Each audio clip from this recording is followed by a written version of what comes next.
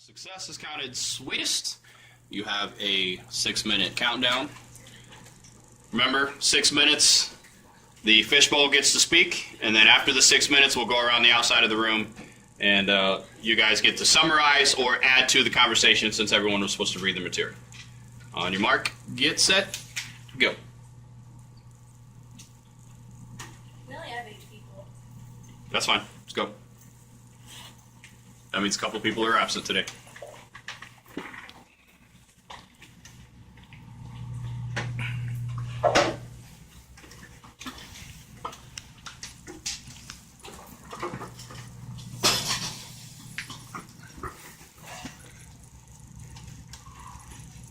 Okay, when it says who took the flag today, it means that the movers of the army are not able to define the victory as well as the defeated.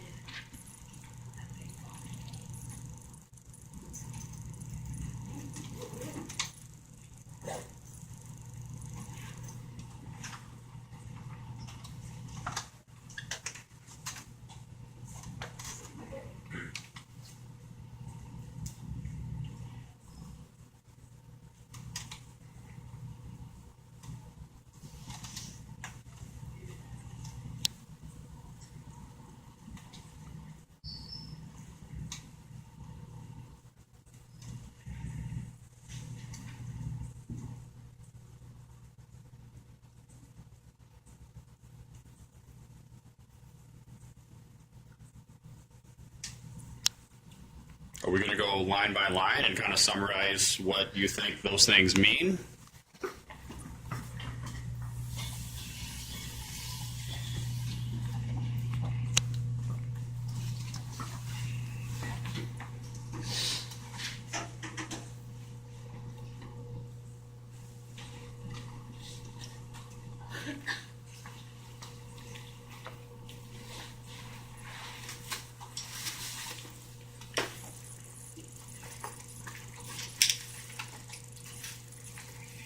Says many people tend to desire things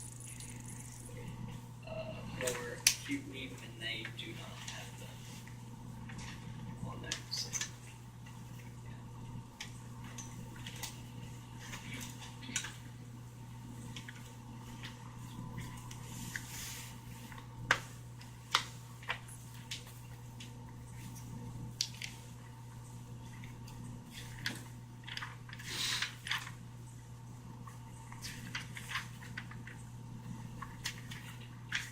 So what makes it romantic then? I mean, if we're not going to talk about that, let's see if we can change the conversation. What makes this a romantic piece?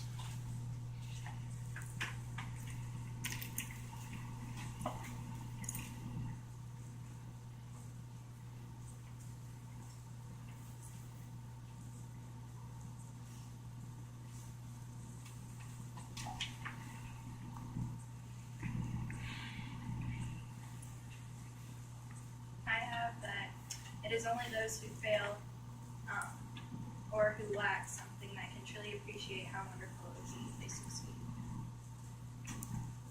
Okay, and where'd you get that from? I know. What source?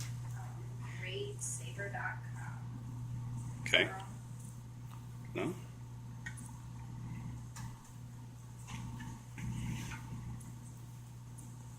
Where it says, let's use that.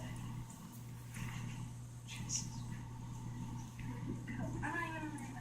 Okay, when it says those who never succeed, who can count on the sweetest to succeed, that means that no one will ever truly appreciate success to its the fullness of it, because those who could once offered the chance, but lose the ability to.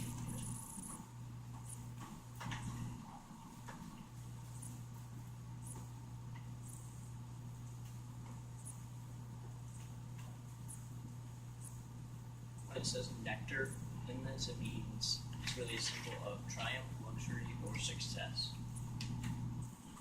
And it can be best comprehended by someone that needs it.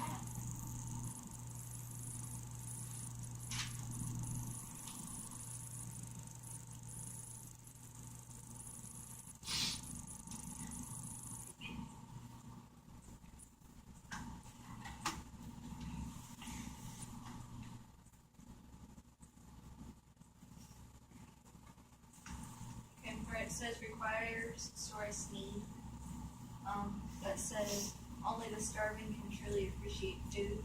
So when they take their first bite, they're no longer starving and quickly lose their ability to appreciate it.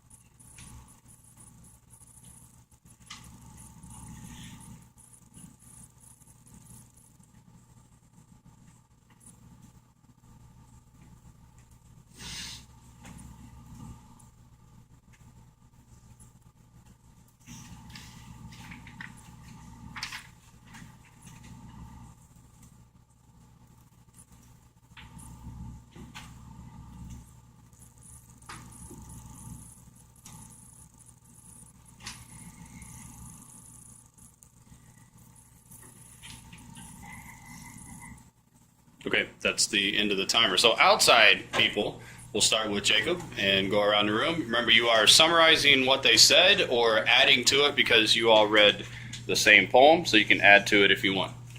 Okay, go ahead. I feel like this poem's kind of telling you that don't fear defeat because everybody's you just gotta accept it.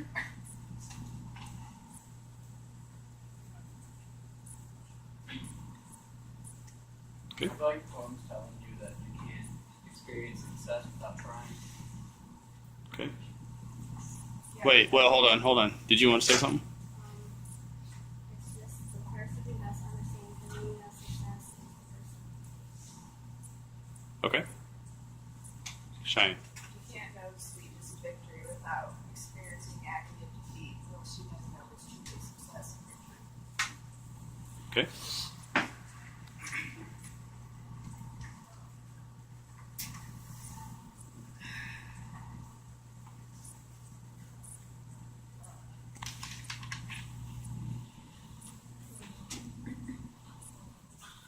Okay. That success is good and all, but defeat is just as likely as success. You have to go with that. I got that people who are victorious won't appreciate the victory more than people who are defeated because they wish they had a victory.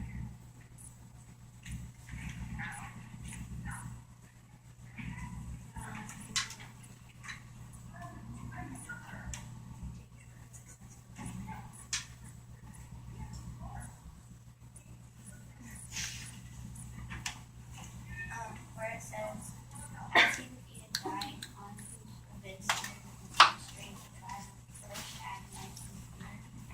I think that kind of means that as he's dying, he's hearing like the success of other people, but he knows like he did a good thing by standing up for what he believes in. It's kind of like comparing like with father and it kind of like explains that success is like this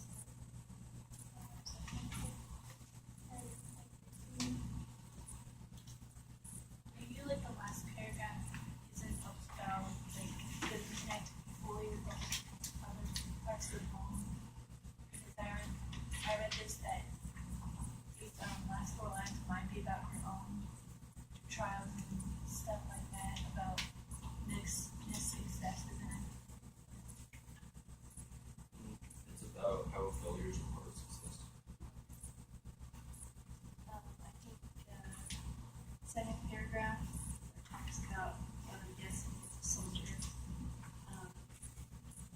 To me, it sounds like he's dying, but he can still tell the clear definition of victory, which means that personal success is more.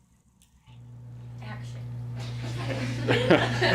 All right, class. So you're going to be talking about Because I Could Not Stop for Death, Emily Dickinson, Again, you'll have 6 minutes to talk about it, scratching the surface, and then after a couple of minutes, we'll get into why these poems are romantic, so why this poem specifically meets the qualities of a romantic poem. After the 6 minutes, then we'll go around the outside of the room. You guys can summarize what the group says or add to, because you guys read this poem also, so you can add your own 2 cents if you want to. All right, here we go. On your mark, get set, go. Alright, so from reading this poem, kind of looks like it's wrote about somebody's life, different things that happened in their life, places they've been, and just kind of like she looks back and maybe she's deciding whether those decisions were good or not. She's dying and she's comparing it to riding in a carriage. Yeah. See, I kind of disagree. I think she's already dead. And she's talking about how this is kind of what she sees as she's dead because the carriage came and picked her up. And she's really calm through all of it, so it's not like she thinks she's going to die, because if you think you're going to die, you probably aren't extremely calm. And it comes up to the part where it says to the centuries, so you know she's been dead for many centuries. And it says toward eternity, so after she's dead, it might be like going into like an afterlife, which would kind of, the horses kind of show that's where she's headed, maybe. In the making the connection, it says dying is compared to an unexpected ride in a horse drawn carriage. Like there's different like religions and like they have different views on death, and this is probably one of those things with the carriage on, like when you die, how you're brought into the afterlife. That was on the carriage. Kind of reminds me of like a Christmas Carol when like the 3 ghosts came and like took him through his life, and it kind of seems like she's like looking back on her life, but instead of like getting in the cage, she dies. Yeah, because she could already be dead, but she could be like really, really old, and so she's just peaceful, like she knows she's gonna die, so it's not that big of a deal. Like she's kind of prepared herself. I feel like this is after death, like shortly after death, and they're taking like her soul away, not really her body, and it's like she's like saying goodbye one last time to these different things that she drives by. It's like he's driving her by like Her daily routine. yeah, and she sees it Yeah. one last time before Yeah. he takes her to the house, which is Probably would the be afterlife. Well, I think the house is the grave. Yeah, because it's like Yeah. the swelling of the ground. Yeah, the ground, the cornice in the ground. So, and if you're thinking of a house, it says the roof is scarcely visible. If you think of the roof sticking out, the rest of the house has to be below it, and you kind of think when you're in the grave, that's kind of your like house or Like whenever I first read it, I thought that like she, I don't know, like got into like, I don't know, like the phrase like people say, oh, it's just all my life flashed before my eyes. I kind of thought that it was like something like that. Like she was picturing like events in her life that stuck out to her. the roof could also be like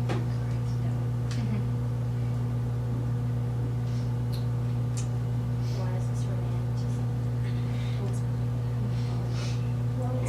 Scientifically, it's like death is death, and Yeah. this is more talking about an afterlife. Yeah. Yeah. Yeah, and like the symbol of the afterlife and all that. How she like went through her life and you said like her life flashed before her eyes and just talks about really I think this one's really different from like the other ones because it talks more about like what's happening in through her life instead of like how she's feeling about it. or like the past too. Like it's kind of Yeah. like it may also be the past, but it feels like it's happening right now. So you Yeah. gotta kind of predict what she feels. Yes. In certain ways. I feel like in the other poems, it was more like she was separating herself from her feelings, and it was all like a feeling sort of thing. And this one, it's more real, even though it's like mostly symbols. It's of almost like a story. death. Yeah. Yeah, it's almost. Instead of like a poem. Yeah. Which I bet Caleb knows. Taylor Swift tells stories, so it just seems. Just Anyway. She also just sings don't- about her feelings though, so it's like the same. I'm not even gonna.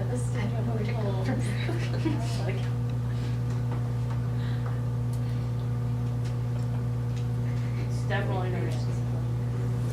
It's like different from the other ones though. Yeah. So it's like I just like harder. glanced when I Yeah. first Yeah. read it. I think it Yeah. Yeah. And there's like so many different ways to go interpret about it.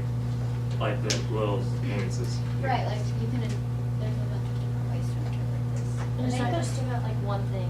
Like it's all kind of Yeah. together. Yeah, like the different parts of like how a life makes I think this one goes more full circle because it says, I could not stop her death, it stopped raining, so that's kind of like when she died. And then it says we paused before our house, so that's kind of maybe like another ending. So like it was the beginning of the end and then it ended again, which kind of could have been when she went to the afterlife, I guess. She's kind of saying like she didn't let death choose me. Like she didn't let death choose when she died. She kind of took control. And then when she was ready, she greeted it. I think we can. Like, she had, you know. I think she was ready though. Because it says, Yeah, I think like- she was really cute. It says, I Like- cannot stop her death. But So you yeah, kinda, like, she stopped was, her she was thinking it. yeah, she was ready for that when it come knocking on the door. That So, part reminded figuratively me speaking. of the story in the last movie. Oh, the Deathly Hallows. Yeah. The It Deathly said Hallows. Death like greeted him as an old friend. That's Yeah, like the invisibility cloak at the end. I know a lot about Harry Potter, so.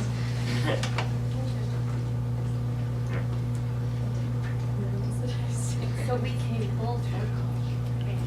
We're out of time. All right, the little froggy noise, that's the end of the time. So now, outside people, it's your turn. We'll start here with Dalton and go all the way around. And again, either summarize what they said, or since you did read it, go ahead and add to it.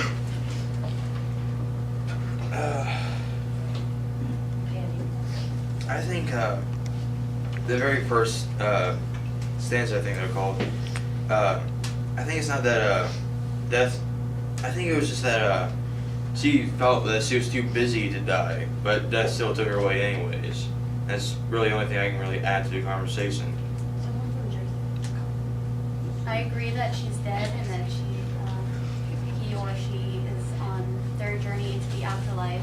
And it's definitely romanticism because no one really knows what happens after death. It's just more of a one person's perspective of it. I agree with Kayla. I think it's more of when she dies and how she's going through the afterlife. And she seems really happy about that it's happened. Yeah, it's about the afterlife, and I think she like thinks of it as like a beautiful thing and something that's like supposed to happen instead of freaking out about death like most people do. I don't know who said it in the circle, but someone had said that it's kind of like how she was going to the afterlife and like where like she was looking back at what she had had. And I think that's kind of like what it was talking about, like all the things that she'd seen in her life. Yeah, I think it's like the same thing, but I think she's already dead. And I think she's walking through her memories in life.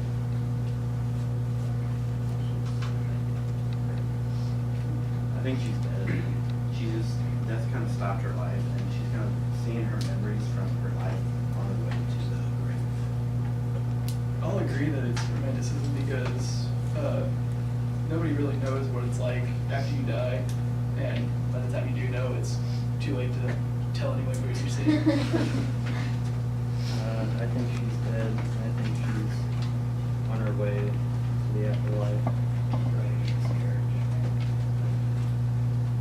I think that she is dead, and she's looking back at her memories and wanting to see all the places that she's been part of and head to the afterlife. I agree with, I think it was a little bit in the circle that said that she was like going through her daily routine. Like, I think it's just familiar things in her life that she can do. Yeah, I agree with everybody else saying she's already dead. Going through her daily routine and all that stuff. I agree with Emily that said that it was like seeing flash before their eyes. It was like all the, like looking back on her life and seeing what she had done. I agree, she's like on her way. I think that the house that I was talking about, that's hardly the roof, like it's hardly visible from the ground. Like it's buried underground. I think a lot of time has passed since like she was alive, and that could be her house. And it's just like over time, the dirt and dust have just amounted, and the land is raised.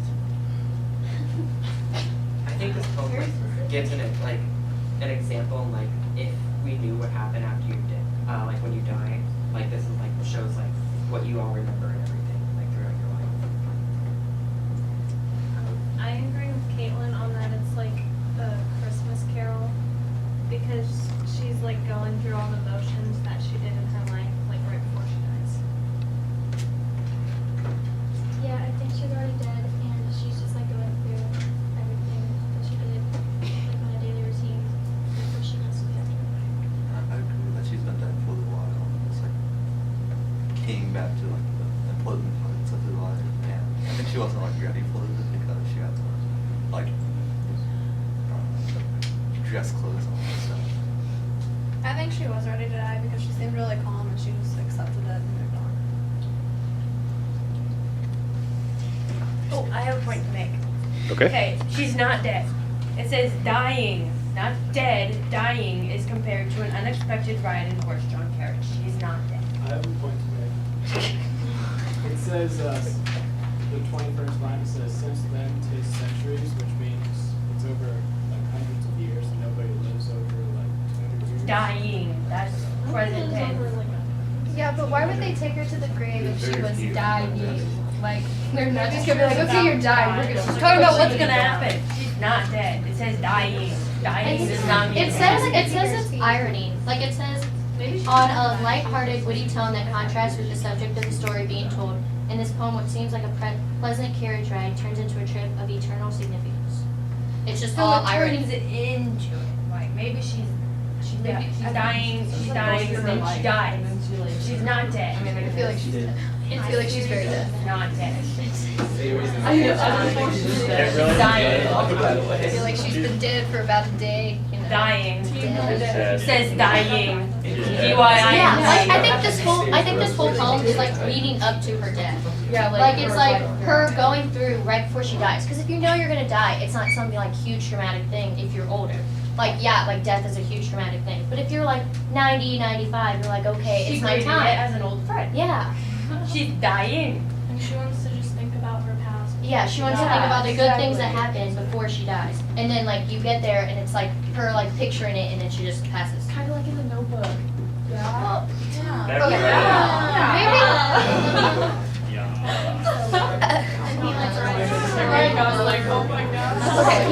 I kind of feel like in the first paragraph at first she might be slightly alive, and then after he stops for her, that's when she's dead. Like, cause death's not gonna greet you and be like, hey, you can stay alive for like 5 more minutes while I chill and wait for you. No, he takes her right then.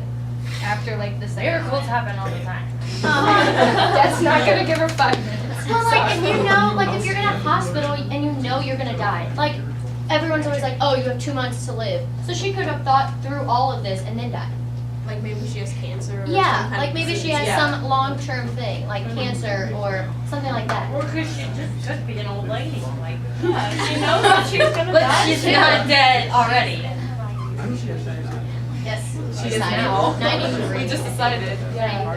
Going on 94. We're making it. All right. Okay, that's good. This is starting to remind me a little bit about one of the things I want to do for speech. What? Okay, hold on. We're gonna kill that one. It talks about like the victory in an army, and like the picture shows like a dying soldier. So I think it's pretty much just talking about like he who like has like suffered defeat, like only understands victory or understands success. So if you're defeated, yeah. And I feel like success is like means more to those who don't succeed as much as people who are just like constantly like succeeding. Yeah, so if you, those who don't, people don't know success unless you fail first. So I feel like it talks about you need to fail to feel success. I'm gonna like say something how Laura said, how people that are always succeeding might not take it as important or like might not see it as much whenever they're always succeeding as someone like would if they were to fail and then succeed and fail again. Like they're counting those, like counting the sweetness. It's like they see those more important, or they find they are happier whenever they fail and then succeed because they know what failure feels like and they know how great success feels. Like once they succeed once, it's motivation for them to keep succeeding. Yeah.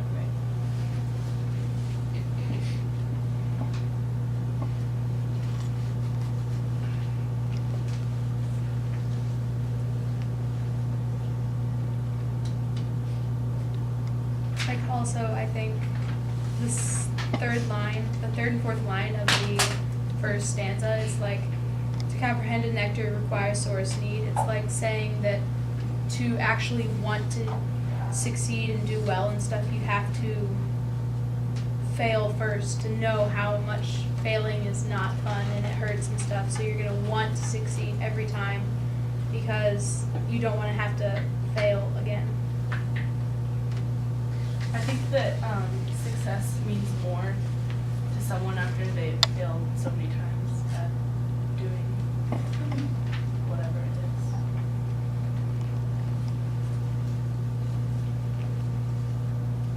I think it's just about how like you can't like fully realize how good something is unless you like experience what bad things are and stuff like that.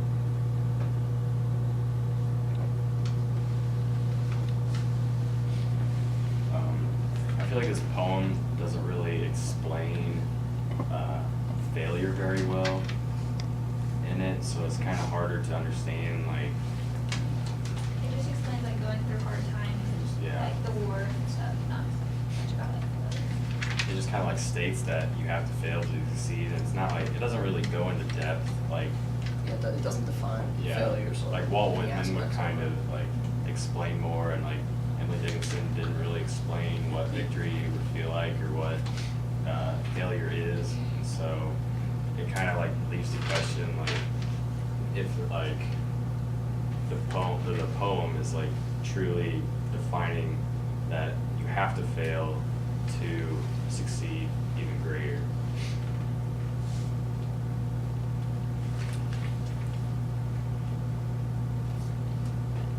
Also, at like the end, the last few lines, it's kind of like stating, I think that he never really ever got to win because it's like forbidden ear. It's kind of like you never got success until the very, very end, whenever he was actually dying. That's what I was kind of thinking. Maybe like since it's about war and he is dying, maybe people thought that he did fail, but then yet he succeeded because he helped. So maybe in his eyes, he was winning. Yeah, Yeah, other people's, it'd be like, oh, you're dying. Well, no, I helped win. I helped have triumph over someone else. And the second stanza kind of talks about like the purple host. Like purple, you always think of like maybe the purple, you like earned the Purple Heart or something like that. It means like bloodshed, and he's like fought, and he's like earned respect, sort of. And then it says like not all of the purple host, like saying like not all of the guys that have shed blood and everything who have like taken the flag or took the flag today, like have gone through a battle, I guess, can like tell the or like can explain what victory feels like, because like only half and half, like only one person can be victorious in a war. This is talking about a war, and one person is defeat. So it's not saying everyone can like explain what victory is, because one has to feel defeat for the other to feel victory.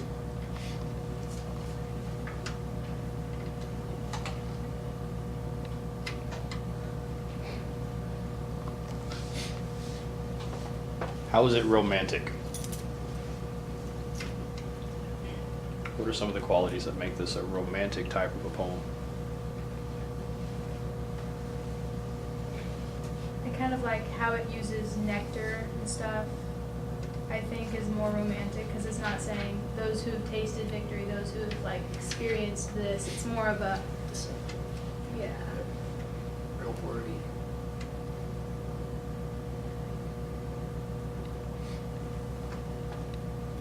It doesn't push too many boundaries, I feel like, as like some of her other poems did. Like I'm not seeing any places where it pushes like the boundary of reality. I mean, it just kind of states like some people like they've been victorious, or like at the bottom he's like he didn't like, she she said he didn't feel victorious until he had like died and like given his all. And so like I don't feel it's pushing too many boundaries.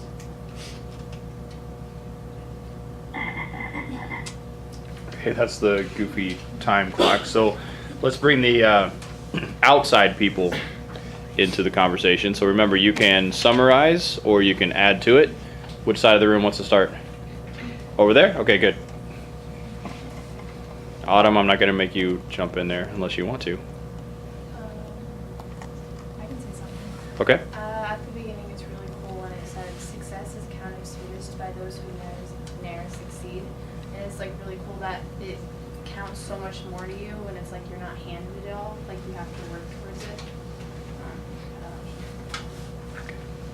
I mostly agree with like everybody else and kind of what she said, like in order to feel that sense of like personal gain, like you have to lose something in order to like know what success feels like. Yeah, I agree with everybody else. I think that it feels better if, like, you feel better when you succeed after failure. Yeah. Something that like made me think of this is like the quote about the bitter and the sweet isn't as sweet. And with this, like this person just kept trying and he failed many times, but in the end he did triumph. He did win. I feel like this one's more of like a story because it like kind of addresses like the British Army and then it uses the word today, so it makes you think she's more telling the story of like how like the country is like feeling success because it's finally won a battle or a war.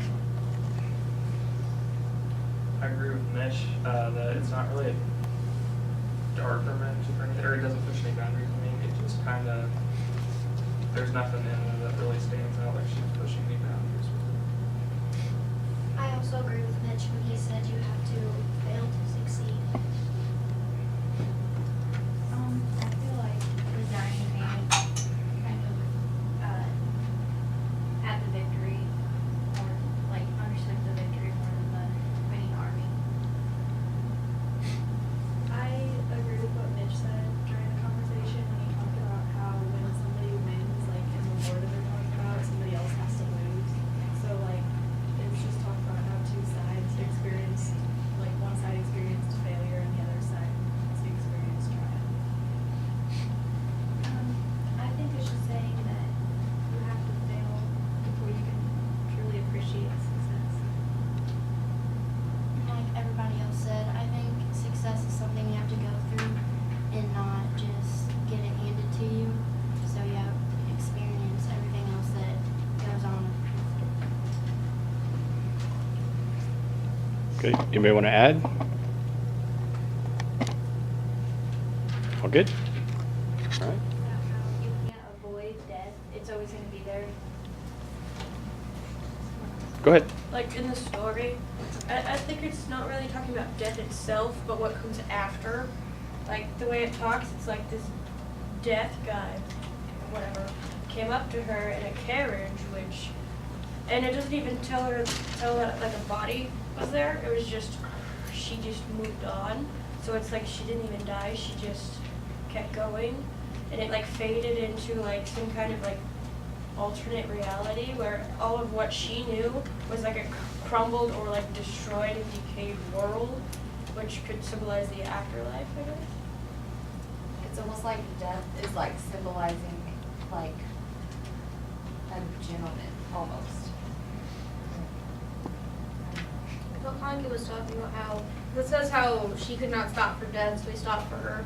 She was basically just rushing through her life, continuously just going. And then in death, she finally had the time to slow down and look around her and see the things that were happening. I think it's talking about how, like, death, you never know when it's coming. You can't predict it. It could happen anytime.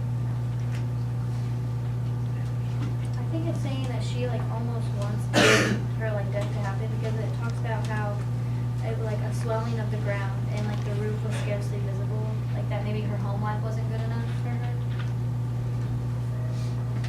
I think that is kind of like, it's talking about how maybe she didn't want to die, you know, and she was fighting for it, but it came to her anyway.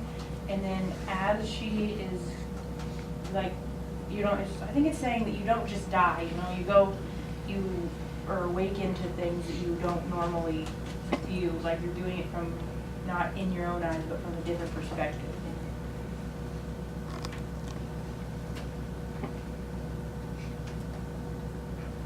You can tell she's not like prepared for it because the way she talks about how she dressed, it's like she was like in a nightgown, a very thin nightgown, so it's probably like summer.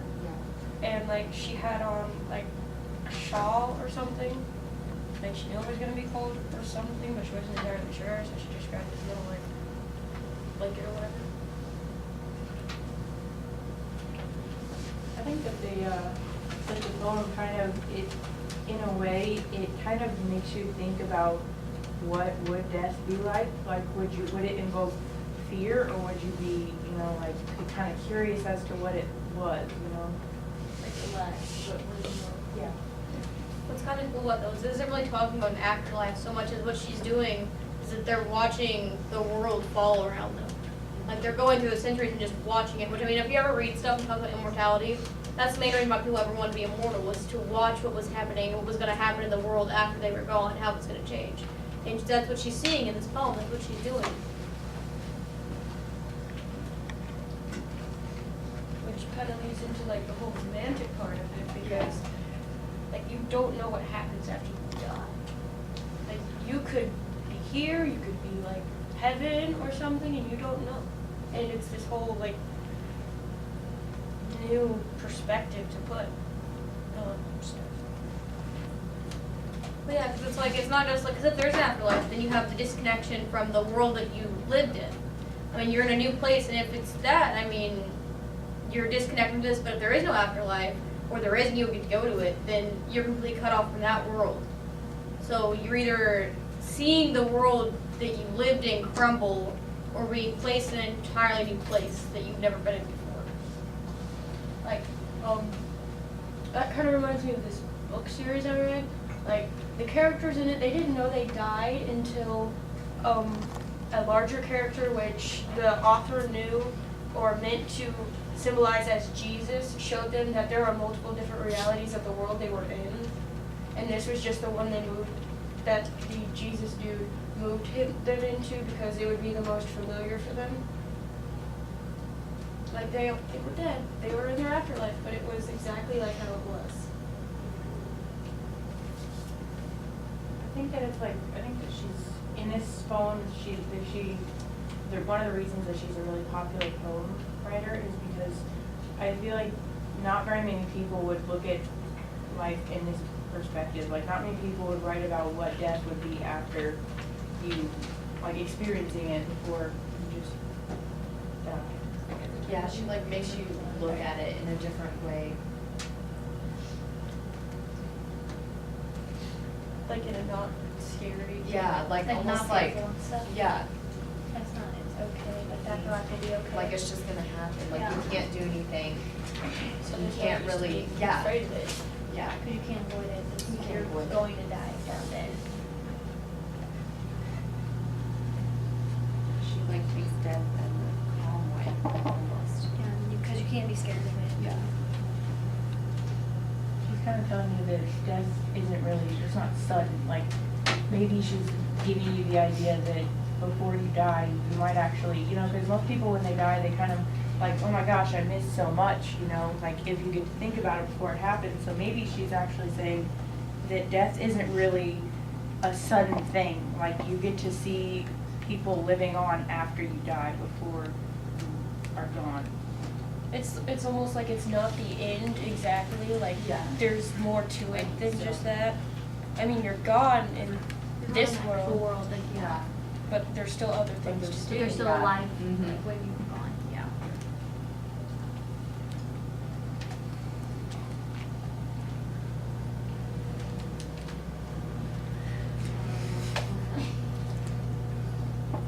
Death isn't scary. It's just a part of life. All right, outside people. We'll start on this side. Nope. That's so good. That's so good. I feel like this is like she's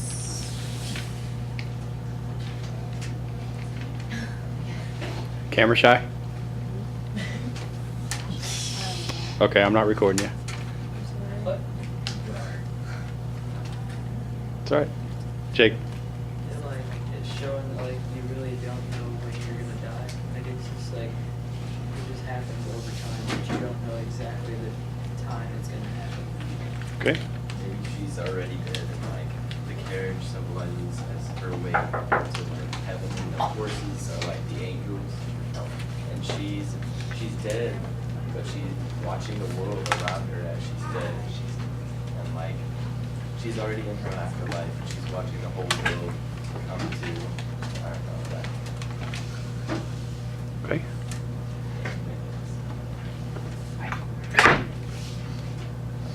I'll talk to you in a minute. I think she's already dead, and she's on her way. Like she's on her way to her, her forever, like her eternity. She's going to like. When it says we paused for a house that seemed a swelling of the ground, I think that's a grave. Like the mold, like I don't think you have a house with the roof kind of sticking out or anything. I think that it's her grave, and she was expecting to be taken to eternity, but she was actually being taken to her forever ground, like where she was going to stay forever. I agree with Brandon. I think that she's already dead. And that she's just kind of seeing what's happened after her death.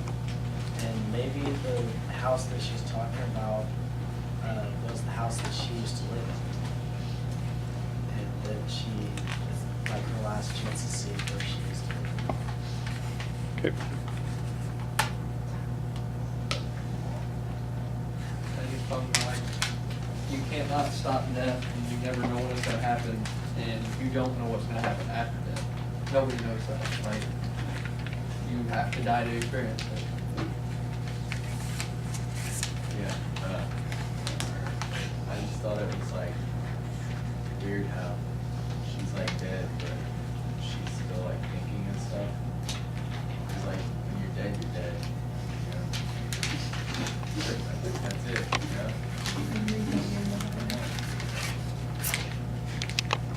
It made me like think like what it was like after death because you could die in any minute. It just makes me wonder what it's like, what it's gonna be like. I agreed a lot with what Colleen said about how like the carriage was taking her to her afterlife, and as she like we're going through past like all these things, there's like the centuries. It says like the centuries feel shorter than the day. And she was just experiencing everything after her death.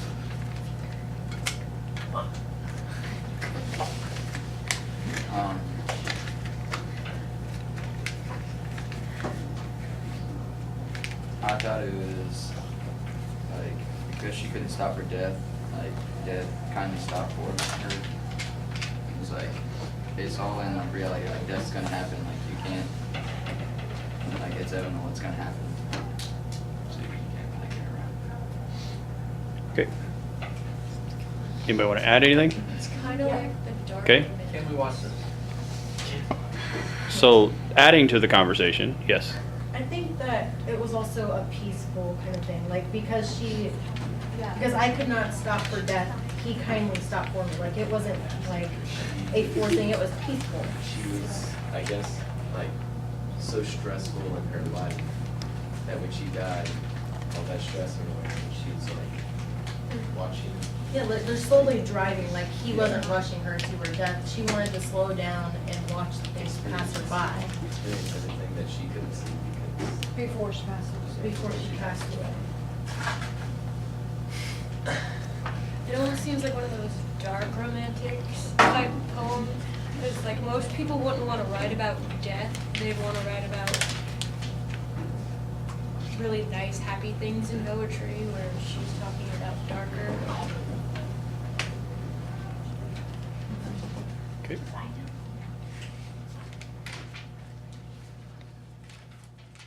All right, guys, so you're going to be reading the second Emily Dickinson piece. We're going to have 6 minutes of time where the fishbowl gets to speak for 6 minutes. After the 6 minutes, we will turn it over to the outside group. The outside group, you'll have an opportunity to either summarize or add to it because you all read this poem also, so you can add to it as you feel fit. All right, on your mark, get set, go.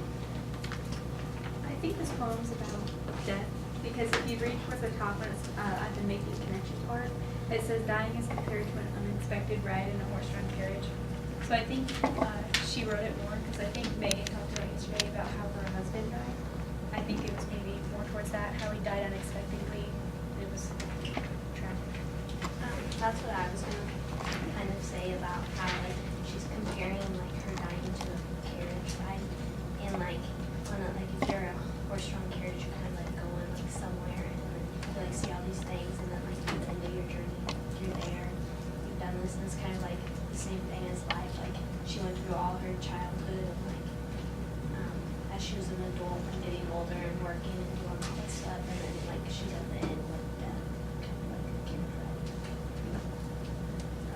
I agree with that because like, and it kind of seems like at the beginning she talks about how she thinks it's gonna last forever and stuff, and in a horse-drawn carriage ride, you don't know how long it's gonna last, and it could seem like really short and stuff, when really you just thought it was gonna go on forever.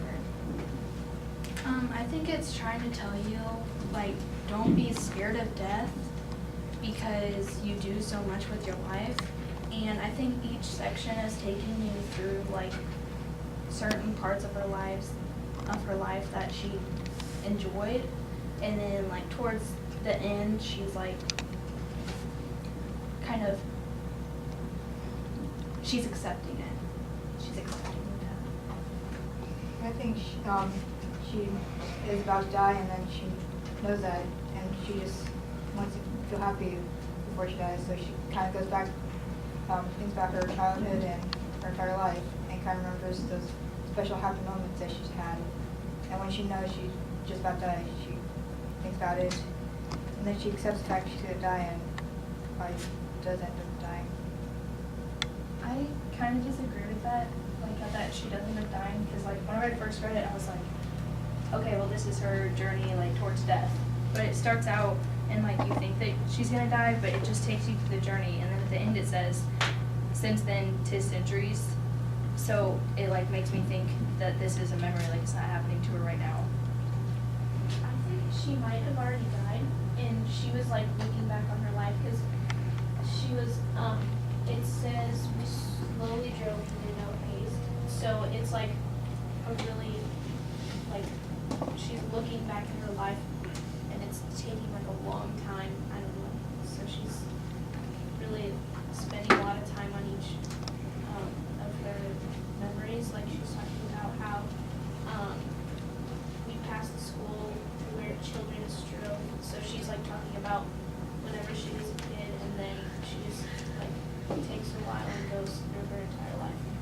So I think she's already died. I kind of agree with Megan because at the last line it said work toward eternity.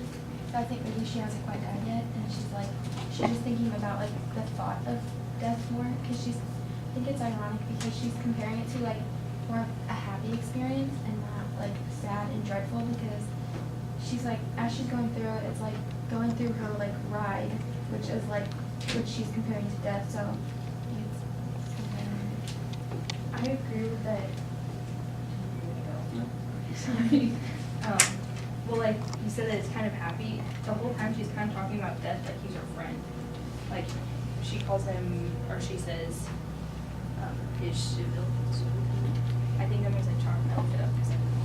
And I don't know. It's just she just talked about it like she's not scared of it at all. Like she's ready for it to come. I think also like describes how like you can't get away from death. Like she said, I had to put away my labor, my leisure too.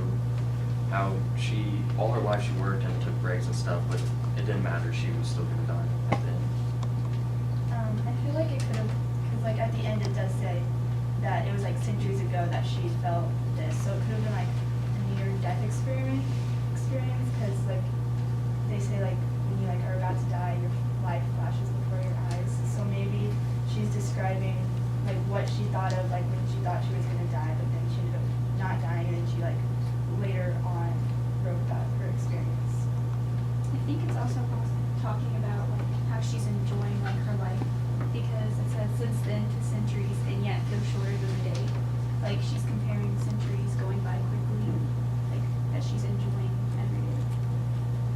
I think she so like to us she already died, but I don't think that she was alive and then she died, but now that she's dead, like she doesn't see a difference between life and death, because she's still going on with her life. Like she's not upset like she thought she would be. She's still remaining happy just with what she's done. I think that, like, I don't think she's accepted that she's gonna die, because she said she's not gonna stop her death. But I think she's just gonna keep, like, working until, like, death finally, like, takes her. She's not gonna, like, dwell on it and then, like, not accept that she's, like, gonna die, but she's just gonna keep working towards, like, her goals and keep going even though, and, like, just let death, like, kind of take her. Yeah, I see like right at the beginning, like she doesn't, like in the first stanza of the poem, she doesn't want to like stop her death. She doesn't want to think about death and die. But then like as she like thinks back on all the time she's had, like she realizes that she's like had a good life and that she can accept death because of everything she's accomplished.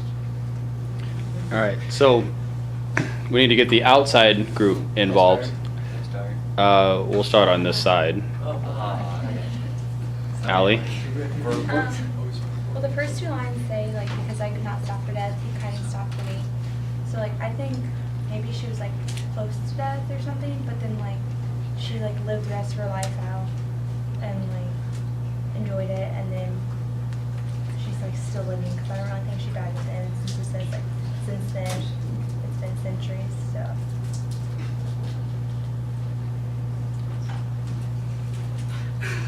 Getting nervous, I forgot what I was gonna say. I kind of agree with Allie. I think that she's kind of like close to death, but she's still like living, but she knows it's like coming, and so she's trying to accept like what death is, and so she kind of reminisces back on her life, like the carriage ride life leading up to like her death now. The poem is romantic because she's like using death as like comparing death as a person, like using him as a person and reflecting back on her life as like it's a carriage ride. So that's how it's romantic. Okay, I have two things. One, I fully agree with Sammy because like when I read it, like the last paragraph, I really kind of didn't know what it like meant, but I could see it being like she's already died, and she's like looking back at her life because it's like we slowly we passed the school, and like she's just going through her life, and then it's like since then centuries feel shorter than days because like they say when you die it's like eternal life, whatever, if you're like Christian or whatever, and it says we're toward eternity, so like yeah, he's dead, so just eternal life, whatever, and I still. Like, I'm not sure what it meant by like, it's in the tent, where the tent is or whatever. It says, we passed the school where the children stroll at recess and the kids go in there. Or rather, he passed us. I'm still not sure what that means at all.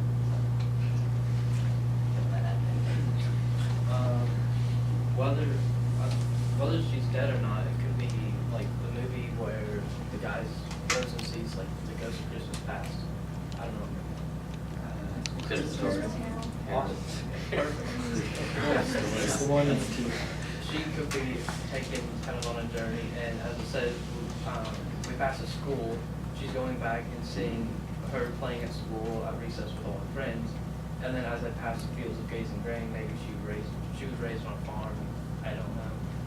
And as they come up on the house, that could have been maybe where she grew up, or whenever it says the cornice in the ground, that could also be a grave. She's seeing her own grave. I don't know, it's hard. Well, I agree with that, but like maybe it's like she died and then like as death found her, she's looking at her life, like what she could have had, maybe to where she maybe that house would have been where she moved to, grew up, and that's where she would have died as the grave thing. The first two lines, because I could not stop for death, he finally stopped for me, translates like she was too busy with her life to worry about death, but death came for her. And yeah, what Alex said about I think the house that they passed by is her grave, and the tombstone is the roof. I agree with like Megan about how she said that death was like, she was treating death like a friend, describing it with like human characteristics, and acting like they were a good friend and how she knew him.